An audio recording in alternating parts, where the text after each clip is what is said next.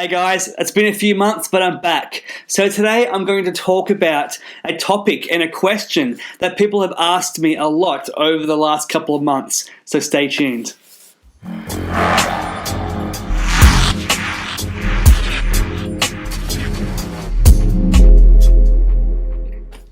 Hey guys, just Luke here from NextGen Hub, and I'm back after a few months break.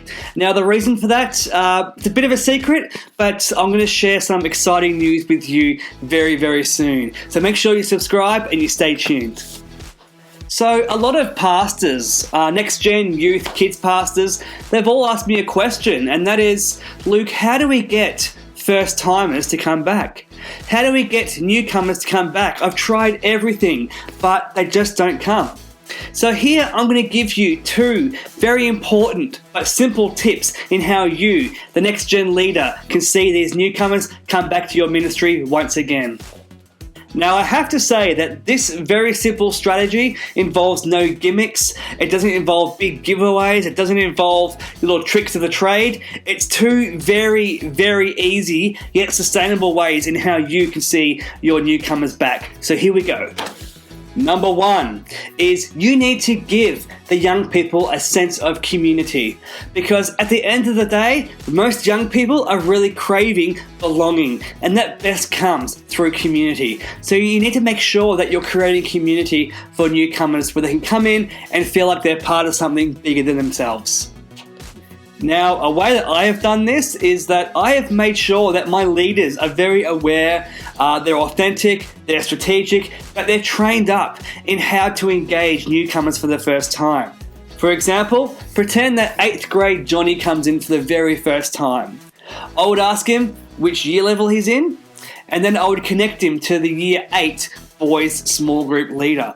And this is where the small group material stuff is so important. The strategy is all aligned to make sure that each leader has the select few who they can really sow into, because that's really crucial to make sure that these newcomers have community that they can be plugged into straight away.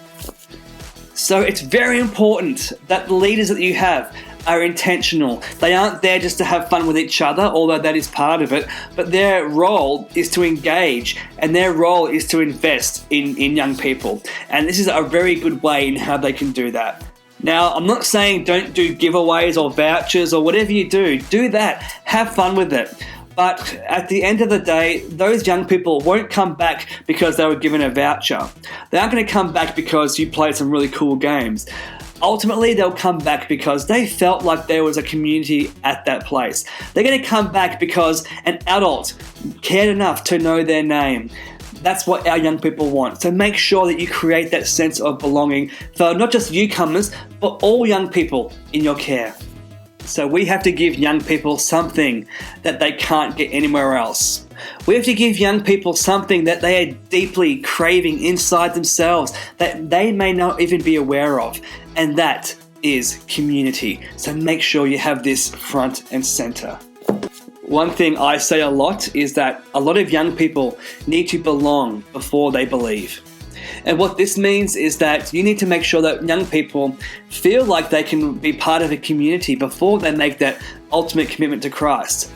Make sure you do that, make sure you're effective in how you do that, but make sure you're also very strategic yet authentic in how you do it, because at the end of the day, that's what young people want. They want community. Number two is follow-up. Now, follow-up is absolutely key. And the reason for this is because these young people need to know that you care about them outside your program or outside your church building. Now, one thing I use with my leaders is the 48-hour rule.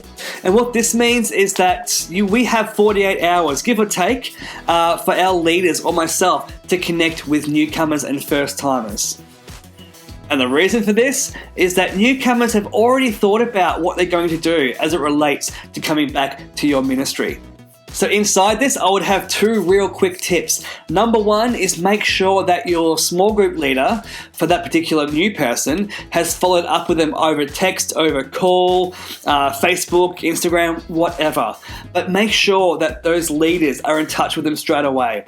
I'm not saying do anything really over the top, but just say something like, hey, it was great seeing you. This is what's happening next week. We'd love to see you again. Something that basic. It's small to us, but it can mean the world to a newcomer.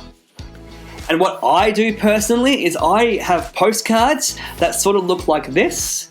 And what I do with those postcards is I make sure that I handwrite a message to that young person who came along.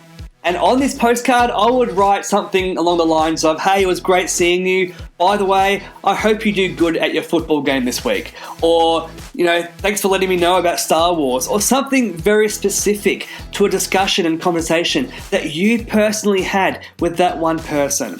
So it's about personalizing the message, not just sending out a carbon copy message that you send to everyone, but make it personal, because when you make it personal, you have the greatest impact. So there you have it, 2 really quick tips in how you can see newcomers come back to your ministry. Firstly, create a sense of belonging, a sense of community, and make sure your leaders are aware of that and they're trained up inside that. And secondly, make it personal. Make sure you touch base with them within 48 hours, both through your small group leader, but also through a handwritten postcard or letter. It's simple, but once you do that, you will see a retention in newcomers, because at the end of the day, we want to see these newcomers not just belong, but believe, because God is doing some amazing things in your ministry. So what would you add to this list? Tell me below, subscribe, make sure you check out our social media down here. But how do you follow up new people? How do you see the retention of newcomers? Let us know. So guys, it's great being back. Thanks for having me. And make sure you check out our other videos above and on the side. So guys, have an amazing week and God bless. See you later.